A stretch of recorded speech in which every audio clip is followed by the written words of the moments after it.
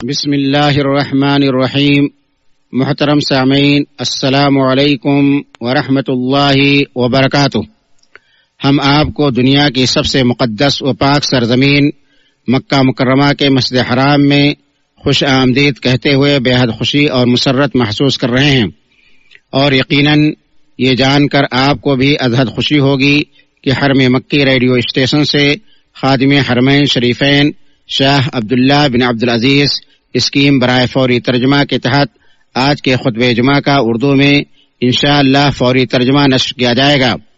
حضرات گرامی، یہ سروس آپ کی خدمت میں ریاست عامہ برائے امور حرمین شریفین کی طرف سے پیش کی جا رہی ہے، اور اس کا مقصد پوری دنیا کے ان مسلمان بھائیوں کی دلی خواہش کی تکمیل ہے جو اپنی مادری زبان اردو میں خطبہ حرم کا ترجمہ سننے کی شدید تمنا اور آرزو رکھتے ہیں۔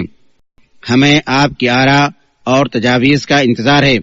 برادران اسلام، اردو میں فوری ترجمہ انشاءاللہ خطبہ جمعہ شروع ہوتے ہی نشر کیا جائے گا۔ امتوں میں سب سے بہتر بنایا، اس پر ایسی ایسی نعمتوں اور بخششوں کی نوازش فرمائی جنہیں گنا نہیں جا سکتا۔ ان میں ایسے ائمہ و نجوم بنائے واقعات کی تاریکیوں اور پیچیدہ معاملات میں جن کی پیروی کی جاتی ہے۔ میں اس پاک ذات کی حمد بیان کرتا ہوں، اس کا شکر ادا کرتا ہوں، ہر طرح کے خیر پر اس کی ثنا بیان کرتا ہوں۔ میں گواہی دیتا ہوں کہ اللہ کے علاوہ کوئی معبود نہیں، وہ اکیلا ہے، اس کا کوئی شریک نہیں۔ اس نے فضائل و برکات اور بے پناہ خیر سے نوازا۔ میں گواہی دیتا ہوں کہ محمد اس کے بندہ و رسول، چنے ہوئے خلیل اور منتخب رسول ہیں۔ انہوں نے حق کو صدق کہا اور اسی کے ذریعے فیصلہ فرمایا۔ اللہ تعالیٰ کا درود و سلام نازل ہو ان پر، ان کی پاکیزہ و معزز آل و اولاد پر، ان کے ہدایت یافتہ ائمہ صحابہ کرام پر، قیامت کے دن تک ان کی پیروی کرنے والوں پر، اور ہمیشہ بہت زیادہ درود و سلام نازل ہو۔ اما بعد، اللہ کے بندو، اللہ کا تقوی اختیار کرو، اسی سے ڈرو، ہر وقت اور ہر گھڑی اس کی عظمت و جلال کو ذہن میں رکھو۔ وہ پاک ذات تم سے شہ رگ سے زیادہ قریب ہے۔ اللہ تعالیٰ کو کوئی عاجز نہیں کر سکتا، اور نہ ہی کوئی بھاگ کر اسے تنگ کر سکتا ہے۔ جو اللہ تعالیٰ سے ڈرتا ہے، اللہ تعالیٰ اس کے معاملے کو آسان کر دیتا ہے۔ مسلمانوں، صالح و مؤثر نمونوں کی اقتداء اور پیغام، منہج اور تنفیذ میں ان سے رہنمائی حاصل کر کے عمدہ اخلاق اور اعلیٰ اقدار پر امت کی تربیت ان عظیم ترین عوامل و اساس میں سے ہے جو ایسی مسلمان شخصیت کی تعمیر میں گہرا رول ادا کرتے ہیں جو اپنے دین، عقائد، وابستگی اور تاریخ پر فخر کرتی ہے۔ آج کے اس زمانے میں جس کے ہم بہت زیادہ ضرورت مند ہیں، نیک قدوہ و نمونہ کے رول اور تشکیل، تربیت اور تعمیر میں اس کے سرگرم اثر کی اہمیت کے پیش نظر اللہ تعالی نے اپنے نبی کو حکم دیا کہ وہ صبر کریں جیسا کہ اولو العزم رسولوں نے صبر کیا، اور ان سے فرمایا سو آپ بھی انہی کے طریق پر چلیے۔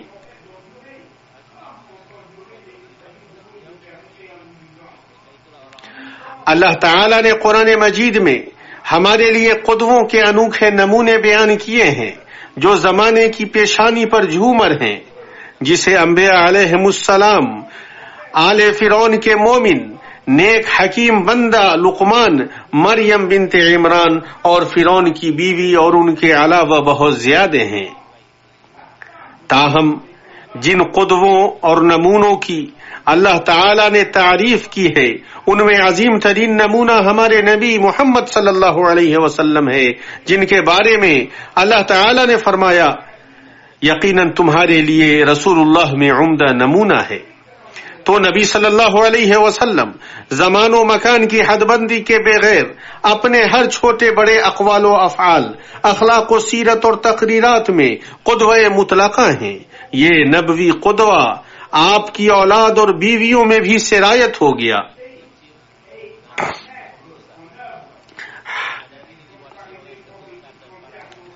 حدیث میں ثابت ہے کہ آپ پر اور آپ کی اولاد اور بیویوں پر درود بھیجنے کا حکم ہے۔ اسی طرح وہ سارے جہان کے لیے قدوہ ہیں۔ اللہ تعالی نے فرمایا، اے نبی کی بیویوں، تم عام عورتوں کی طرح نہیں ہو، نیز فرمایا اللہ تعالی یہی چاہتا ہے کہ اپنے نبی کی گھر والیوں تم سے وہ ہر قسم کی گندگی کو دور کر دے اور تمہیں خوب پاک کر دے. یہ اور اہل بیت کے نبوی قدووں میں سے سب سے عظیم ترین آپ کی بیٹی سیدہ شریفہ فاضلہ فاطمہ زہرا ہیں. اللہ تعالی ان سے اور ان کی والدہ مبارکہ خدیجہ رضی اللہ عنہا سے راضی ہو جا اور ان کے والد پر درود و سلام نازل ہو. نبوی قدوہ و نمونہ فاطمہ کے بارے میں بات کرنا پھلوں سے لدی ہوئی اور عظیم الشان بات ہے. اس میں حلاوت و خوبصورتی، تازگی و نمو اور رونق و حسن ہے. یہ گفتگو سرنگ کے پیچھے موجود غافلوں، حیران زدوں اور پریشان حالوں کو متنبہ کر رہی ہے کہ آؤ دیکھو یہاں جلال و کمال اور پاکی و صفائی ہے. یہاں وہ نبوی نمونہ ہے جسے اللہ تعالی نے اپنے علم کی بنیاد پر اختیار فرمایا تاکہ وہ اخلاق، اقدار اور حیا کی خشک سالی کے زمانے میں لوگوں کے لیے بارش ہو. خواہشات، شبہات، نفوس کے فقر اور ان کے گھٹیا پن اور بھیڑ لگانے کے زمانے میں امت کے لیے مالداری کا میدان ہو. اللہ تعالی نے اس مبارک سیدہ کو اپنے علم کی بنیاد پر چنا. اس کی شخصیت میں ایسے فضائل و کمالات رکھے جن سے اللہ نے اسے جلا بخشی اور عزت و شرافت کے مرتبے پر پہنچایا. آپ رضی اللہ عنہ نے نبوی گھرانے میں تربیت پائی اور اپنے باپ صلی اللہ علیہ وسلم کے مدرسے میں تعلیم حاصل کی، رسالت کے چراغ دان اور اپنے شوہر حضرت علی کے علم و فقہ سے سیرابی حاصل کی. چنانچہ انہوں نے بلند ترین مقام حاصل کیا اور عظیم ترین تعریف سے شرفیاب ہوئیں. تاریخ نے انہیں اپنے رب، والدین، شوہر اور سماج سے تعامل کرنے کے سلسلے میں عمدہ ترین کرداروں اور عظیم ترین واقعات کو قلم بند کیا ہے. تو کون ان کے شان و مرتبہ کو پائے گا؟ دنیا کی خواتین میں سے کون ان کا مقابلہ کرے گی؟ آپ کی ولادت بعثت نبوی سے 5 سال قبل مکہ میں ہوئی جبکہ قریش کعبہ بنا رہے تھے. آپ کی والدہ خدیجہ بنت خویلد نبی کریم صلی اللہ علیہ وسلم کے دل میں محبوب ترین بیویوں میں سے تھیں اور قابل قدر رول انجام دینے والی تھیں. فاطمہ رضی اللہ عنہا نبی کریم صلی اللہ علیہ وسلم کی سب سے چھوٹی بیٹی تھیں اور ان کے دل میں سب سے چہیتی تھیں، اس لیے کہ وہ بچپن سے ان کے ساتھ رہیں اور ان سے جدا نہیں ہوئیں. آپ صلی اللہ علیہ وسلم کی زندگی میں جو بڑے حادثات رونما ہوئے انہیں مشاہدہ کیا. انہوں نے اپنے والد کے حالات اور ان کے تعجب خیز واقعات دیکھے. وہ ان کے مصائب و آلام اور دعوتی حزن و غم میں ان کے ساتھ شریک ہوئیں. مشرکوں نے اونٹوں کی آنتیں وغیرہ رسول اللہ صلی اللہ علیہ وسلم کے سر پر پھینکی جبکہ آپ کعبہ کی نزدیک سجدہ کر رہے تھے تو جلدی سے فاطمہ آئیں اور انہوں نے رسول اللہ صلی اللہ علیہ وسلم سے گندگی کو زائل کیا. غزوہ احد میں جب نبی اکرم صلی اللہ علیہ وسلم کو دونوں گالوں میں زخم لگا اور خون تیزی سے بہ رہا تھا تو فاطمہ آئیں اور انہوں نے ان سے خون کو دھویا یہاں تک کہ وہ رک گیا. دوسری مرتبہ مشرکوں نے اللہ کے رسول صلی اللہ علیہ وسلم کے سر پر مٹی پھینکی. اس وقت فاطمہ موجود تھیں. انہوں نے ان کے سر کو صاف کیا اور وہ رو رہی تھیں اور نبی کریم صلی اللہ علیہ وسلم انہیں تسلی دے رہے تھے اور یہ کہہ رہے تھے اے بیٹی نہ رو، یقیناً اللہ تیرے باپ کی مدد کرنے والا ہے. انہوں نے اللہ کے رسول صلی اللہ علیہ وسلم سے علم حاصل کیا یہاں تک کہ حدیث کی روایت کرنے والی ہو گئیں. ان کی حدیثیں سنت کی کتابوں میں موجود ہیں. انہوں نے خود کو نبوی اخلاق سے آراستہ کیا اور اپنے والد کے ادب سے آراستہ ہوئیں. لوگ جب انہیں دیکھتے تو وہ نبی کو یاد کرتے تھے، یہاں تک کہ ان کے چلنے میں بھی جب وہ چلتی تو اپنے والد کی طرح چلتی صلی اللہ علیہ وآلہ وسلم. عائشہ کہتی ہیں میں نے کسی کو نہیں دیکھا کہ وہ اللہ کے رسول کے حیات و وقار اور طریقے میں قیام و قعود کی حالت میں فاطمہ بنت رسول اللہ صلی اللہ علیہ وسلم سے زیادہ آپ صلی اللہ علیہ وسلم کے مشابہ ہوں. آپ اپنے والد کے نزدیک نہایت معزز تھیں. آپ صلی اللہ علیہ وسلم نے کبھی انہیں اپنی طرف آتے ہوئے نہیں دیکھا، مگر آپ صلی اللہ علیہ وسلم اس کے لیے کھڑے ہو گئے، اس کا استقبال کیا، اسے اپنے پہلو میں بیٹھایا اور کہا خوش آمدید اے بیٹی. جب آپ سفر سے آتے تو مسجد سے شروعات کرتے اور اس میں نماز پڑھتے، پھر اپنی بیٹی کے پاس آتے، اسے سلام کرتے، اسے دعائیں دیتے، پھر وہ اپنی بیویوں کے پاس جاتے. ان کی عظمت میں سے یہ ہے کہ آپ نے انہیں اور علی اور حسن اور حسین کو ملایا اور ان پر ایک چادر رکھی، اور چادر رکھنے کے بعد کہا اے اللہ یہ میرے اہل بیت ہیں، ان سے گندگی کو دور کر دے اور انہیں مکمل طور پر پاک فرما دے. اسے ترمذی نے صحیح سند سے روایت کیا ہے. حضرت فاطمہ اس مقام و مرتبہ تک پہنچ گئی کہ ان کے بارے میں آپ صلی اللہ علیہ وسلم نے فرمایا فاطمہ میرا ایک ٹکڑا ہے، جو چیز انہیں بے چین کرتی ہے وہ مجھے بھی بے چین کرتی ہے، اور جو چیز انہیں تکلیف پہنچاتی ہے وہ مجھے بھی تکلیف پہنچاتی ہے. اور ایک روایت میں ہے جو چیز اسے کشادگی عطا کرتی ہے وہ مجھے بھی، اور جو چیز اسے تنگی میں ڈالتی ہے وہ مجھے بھی. اسے احمد اور بخاری نے روایت کیا ہے. اللہ تعالیٰ نے نبی کریم صلی اللہ علیہ وسلم کے نسب و رشتے کو آپ رضی اللہ عنہ اور آپ کے دونوں بیٹے حسن اور حسین رضی اللہ عنہما میں باقی رکھا. حاکم و بہقی کے ہاں ثابت ہے ہر رشتہ اور نسب قیامت کے دن ختم ہو جائے گا سوائے میرے رشتے اور نسب کے. آپ کی عظمت و مرتبہ میں سے یہ ہے کہ آسمان سے وہ فرشتہ نازل ہوا جو کبھی نازل نہیں ہوا تھا، تاکہ آپ صلی اللہ علیہ وسلم یہ خوشخبری سنائیں کہ فاطمہ جنت کے خواتین کی سردار ہیں اور حسن اور حسین جنت کے شباب کے سردار ہیں. اسی لیے ان کے والد نبی کریم صلی اللہ علیہ وسلم نے شہادت دی کہ وہ سب سے بہتر عورتوں میں سے ہے، جیسا کہ مسند احمد میں ہے سارے جہاں کی سب سے بہتر عورتوں میں مریم بنت عمران، خدیجہ بنت خویلد اور فاطمہ بنت محمد اور فرعون کی بیوی آسیہ ہیں.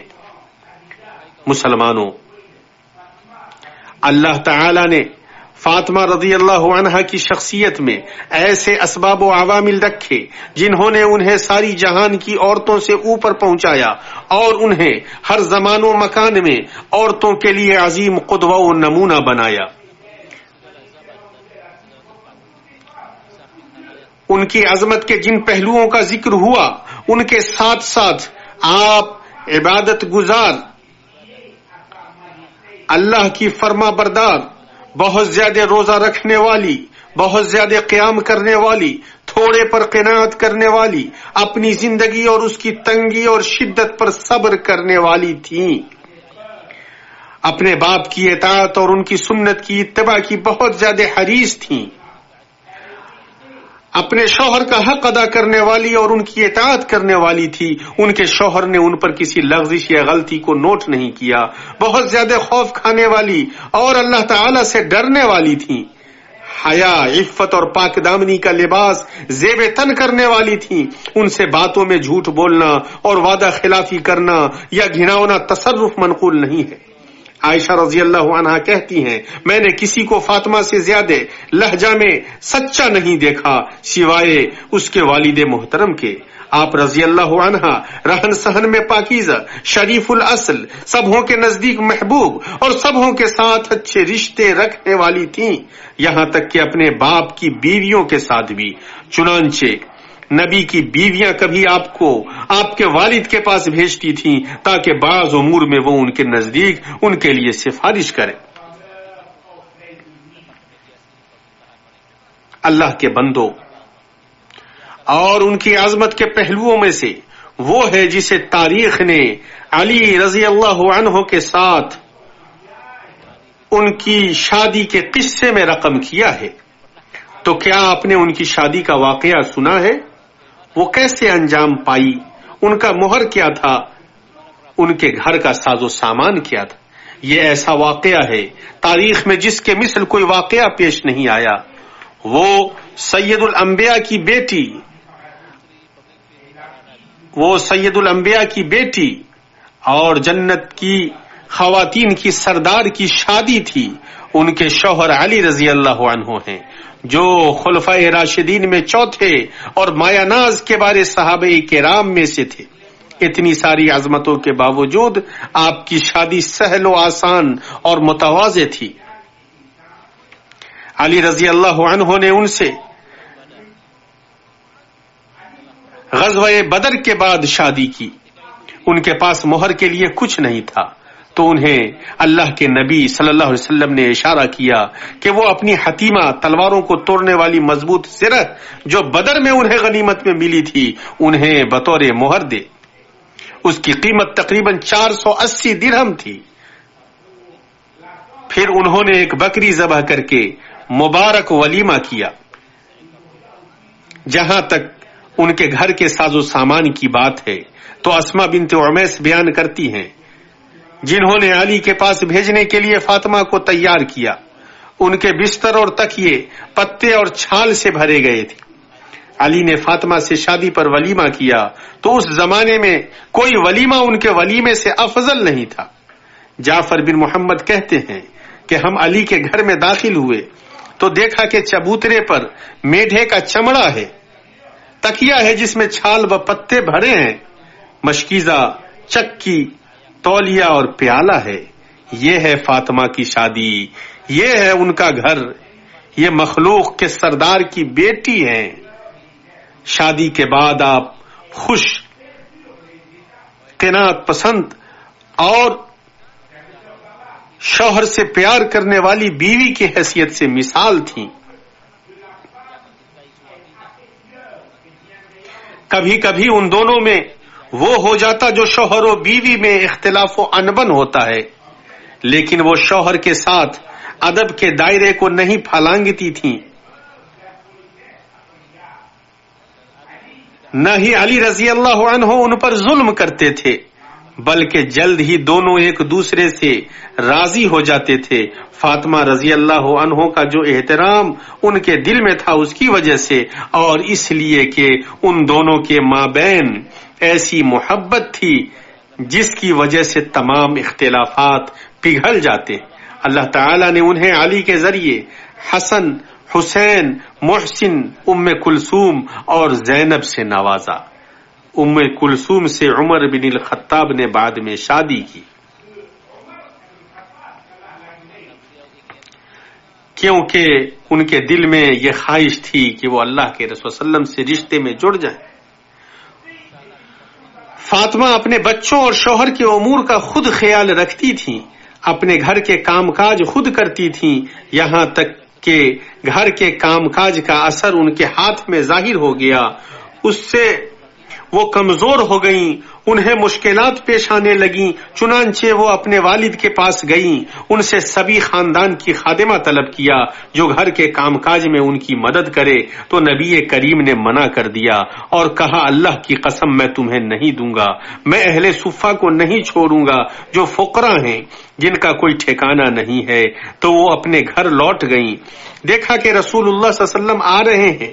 آپ صلی اللہ علیہ وسلم نے انہیں علی کے ساتھ پایا. آپ صلی اللہ علیہ وسلم نے ان دونوں کو رہنمائی کی کہ تسبیح پکارا کریں,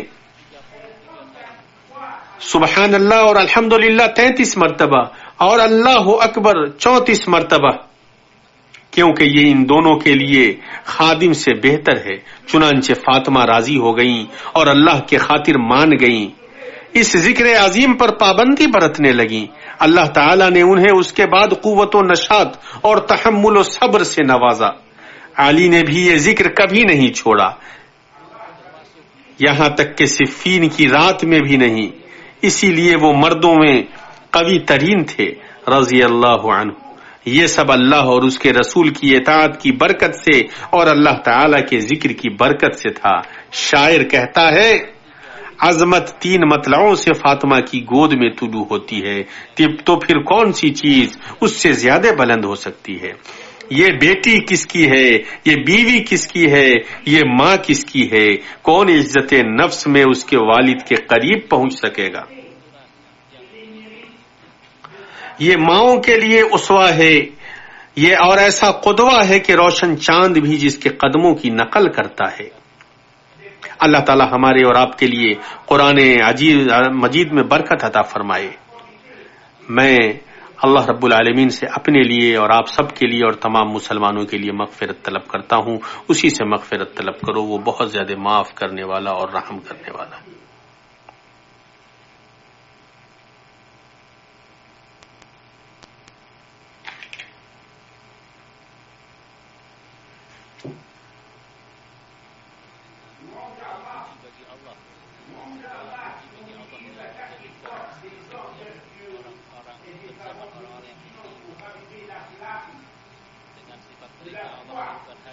ہر طرح کی تعریف اللہ تعالیٰ کے لیے ہے جو ہر زمانے میں اہل علم و فضل اور بہترین نمونوں میں سے ایسے لوگوں کو باقی رکھتا ہے جو اپنی صفات و خصائل سے دلوں کو زندہ کرتے ہیں اور اپنے علم سے دین کے جو امور مٹ گئے ہیں ان کی تجدید کرتے ہیں۔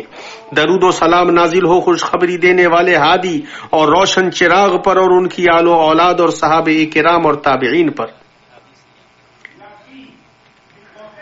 یقیناً سیدہ جلیلہ فاطمہ بنت رسول اللہ صلی اللہ علیہ وسلم کی زندگی میں عظمت و نمونے کے اتنے پہلو ہیں جن سے نہ ہی تعجب ختم ہوگا اور نہ ہی خواہش و تمنا پوری ہوگی، لیکن یہاں ہم اس بات کی طرف اشارہ کریں گے کہ آپ کے والد مصطفیٰ صلی اللہ علیہ وسلم کی وفات کے واقعے کا آپ کے قلب و روح پر عظیم ترین اثر تھا۔ ان کی وفات کی وجہ سے آپ کا وجود شدید طور پر ہل کر رہ گیا۔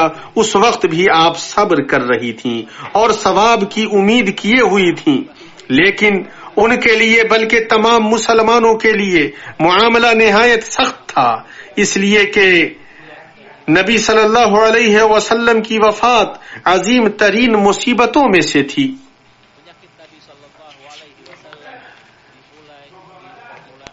یہ تکلیف دہ واقعہ اس وقت شروع ہوا جب آپ صلی اللہ علیہ وسلم کے اس آخری مرض کی شروعات ہوئی جس میں نبی اعظم صلی اللہ علیہ وسلم کی وفات ہوئی، تو پوری کائنات نے اس ہدایت یافتہ رحمت کو کھو دیا۔ آسمان کی خبر اور اللہ کی وحی کا سلسلہ ختم ہو گیا۔ سن 11 ہجری میں ربیع الاول کے شروع میں اللہ کے نبی صلی اللہ علیہ وسلم کے مرض کا سلسلہ شروع ہوا۔ آپ پر بخار اور درد سر کی شدت ہوئی۔ آپ کو یہ تکلیف اس کھانے کی وجہ سے ہوئی تھی جو آپ نے خیبر میں زہر آلود بکرا کھایا تھا، جس کے گوشت میں ایک یہودی عورت نے زہر ڈال دیا تھا۔ اس وقت آپ نے کہا تھا، اب تک میں اس کھانے کی تکلیف محسوس کر رہا ہوں جو میں نے خیبر میں کھایا تھا۔ یہ وہی وقت تھا جب میں نے پایا کہ اس زہر کی وجہ سے میرے دل کی رگ کٹ گئی۔ اسے بخاری نے روایت کیا ہے۔ آپ کے مرض کی مدت تقریباً 10 دن یا کچھ زیادہ تھی۔ آپ کی یہ تکلیف بہت زیادہ شدید ہو گئی، آپ پر بے ہوشی آ جایا کرتی۔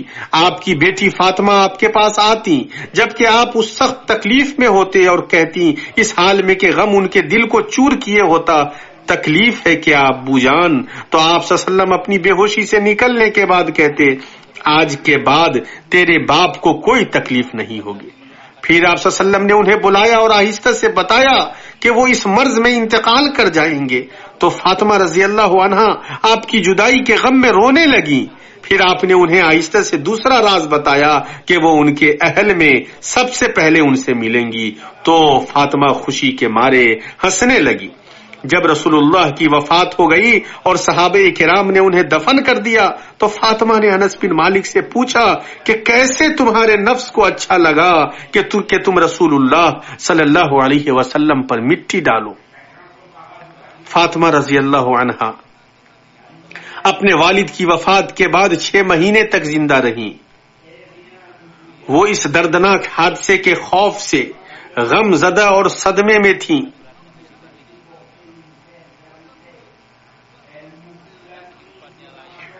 اور پگھل رہی تھی جس طرح نمک پانی میں پگھلتا ہے۔ ان کی زندگی کی کلی مرجھا گئی تھی، ان کی فرحت و خوشی کی شمع بجھ گئی تھی، ان کا نرم دل پھٹ چکا تھا، ان کا زخمی دل اپنے باپ کی جدائی کو برداشت نہ کر سکا۔ چنانچہ جس سال ان کے والد کی وفات ہوئی تھی اسی سال 3 رمضان کو منگل کی رات آپ کی روح پرواز کر گئی۔ وفات کے وقت آپ کی عمر تقریباً صرف 29 سال تھی۔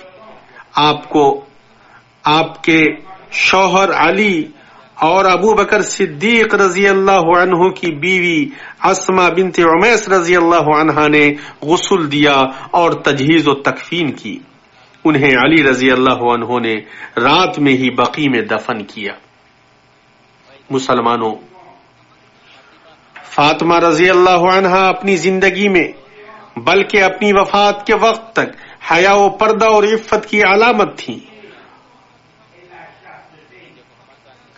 ان کے عہد میں عورتوں کا جنازہ اس طرح رکھا جاتا کہ ایک خاتون کے جنازے پر ایک کپڑا رکھا جاتا، پھر اس پر نماز جنازہ پڑھایا جاتا اور قبرستان لے جایا جاتا. بسا اوقات کپڑے سے جسم کے اعضاء کے نشیب و فراز کا پتہ چل جاتا، بسا اوقات جسم کا کچھ حصہ کھل بھی جاتا. فاطمہ اپنی زندگی میں اس چیز سے نفرت کرتی تھیں. انہیں یہ پسند نہیں تھا. وہ ایسی چیز کی تمنا کرتی تھیں جو جنازے میں عورت کے لیے مکمل ساتر ہو. آپ رضی اللہ عنہ نے وفات سے قبل یہ چیز اپنے آس پاس کی عورتوں سے بھی بیان کیا تو اسما بنت عمیس نے ان کے سامنے ایک ایسی تجویز رکھی جسے انہوں نے حبشہ میں دیکھا تھا. وہ یہ تھی کہ ناش پر کھجور کے تنے کی کمان کی شکل کی کوئی چیز رکھی جائے، اس کے اوپر کپڑا رکھا جائے، عورت کو اس کے نیچے رکھا جائے تاکہ عورت کے اعضاء کے نشیب و فراز کا پتہ نہ چل سکے. فاطمہ اس تجویز سے بہت خوش ہوئیں. انہوں نے کہا کہ تو نے مجھے ستر دیا، اللہ بھی تجھے ستر عطا فرمائے. فاطمہ رضی اللہ عنہا وہ پہلی خاتون تھیں جن کے ناش کو اس طرح کفن دیا گیا جس طریقے کا آج بھی ہم عورتوں کے ناش میں مشاہدہ کرتے ہیں. تو یہ سیدہ جلیلہ اس امت پر اپنی زندگی میں بھی اور مرنے کے بعد بھی کس قدر بابرکت تھیں، ان کا خیر کتنا عظیم ہے. مسلمانوں، یہ عظیم الشان سیدہ اس بات کی حقدار ہیں کہ وہ امت کی عورتوں کے لیے عظیم ترین نمونہ بنے. وہ ایسی شمع ہوں جو راستے کو روشن کرے، ایسی انوکھی عظیم مثال ہوں جس کی پیروی کی جائے. کتنا بہتر ہوگا کہ ان کی سیرت و خصائل قصہ گوئی کی محفلوں، تعلیمی فورموں اور تربیتی اور اسوہ بنانے والے مناہج میں شامل ہوں.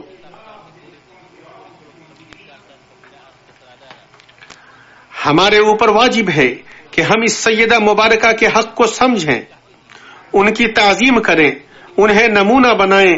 ہمارے لیے کبھی یہ جائز نہیں ہے کہ ہم ان میں غلو کریں یا انہیں ان کے مقام سے اوپر اٹھائیں یا ان کے لیے ایسے فضائل گڑھیں جو ان کے سلسلے میں درست نہیں ہیں. کتنے جھوٹ بولنے والے ہیں جنہوں نے ان کے سلسلے میں جھوٹ بولا. کتنے لوگوں نے ان کے شوہر اور ان کے بیٹوں کے سلسلے میں ایسی جھوٹی باتیں گڑھیں اور افترا پردازیاں کیں جن سے وہ بری ہیں. اللہ تعالیٰ ان سے راضی ہو، ان کی والدہ مبارکہ خدیجہ سے راضی ہو.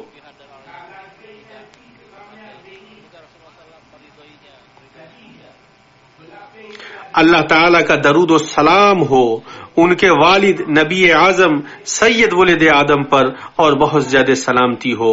اللہ کے بندو، درود و سلام بھیجو اللہ کے رسول پر. یقیناً اللہ تعالیٰ نے تمہیں اس کا حکم دیا ہے. اللہ تعالیٰ اور اس کے فرشتے نبی پر درود و سلام بھیجتے ہیں. اے لوگو، تم بھی ان پر درود و سلام بھیجو. اور اللہ کے وسلم نے فرمایا جو میرے اوپر ایک بار درود و سلام بھیجتا ہے اللہ تعالیٰ اس پر 10 بار درود و سلام بھیجتے ہیں. اے اللہ، درود و سلام نازل ہو پیارے نبی محمد صلی اللہ علیہ وسلم پر، ان کی آل و اولاد، زوجات اور تمام صحابہ کرام پر.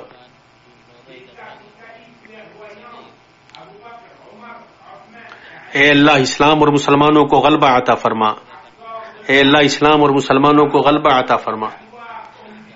اے اللہ، تو اپنے دین، اپنی کتاب کی مدد فرما. اے اللہ، ہر جگہ مسلمان بھائیوں کی مدد فرما. اے اللہ، کمزور حال مسلمانوں کی دنیا کے ہر جگہ، ہر مقام پر مدد فرما. اے اللہ، فلسطین، عراق، یمن اور تمام جگہ کمزور مسلمانوں کی مدد فرما. اے اللہ، سرحدوں پر جو ہمارے لشکر اور فوجی جمے ہوئے ہیں، اے اللہ تو ان کی مدد فرما. اے اللہ تو ان کی مدد فرما، ان کے لیے معاون بن جا. اے غالب اور عزیز، اے اللہ تو ہمارے سربراہ مملکت کو ان تمام چیزوں کی توفیق عطا فرما جنہیں تو پسند فرماتا ہے اور جن سے تو راضی ہوتا ہے. اے اللہ انہیں ان چیزوں کی توفیق عطا فرما جن میں بندے اور ملک کی بھلائی اور خیر ہے۔ اے اللہ ہمیں، ہمارے والدین کو اور مسلمان مردوں اور عورتوں کو، ان میں سے زندہ اور مردہ کو معاف کر دے اور ان کی مغفرت فرما دے اے ارحم الراحمین۔ اے اللہ تو ہمیں عزت بخش، ہمیں محروم نہ کر۔ اے اللہ تو ہماری مدد کر، غلبہ عطا فرما اور ہمیں مغلوب نہ کر، اور برکت نازل ہو ہمارے نبی محمد صلی اللہ علیہ وسلم پر۔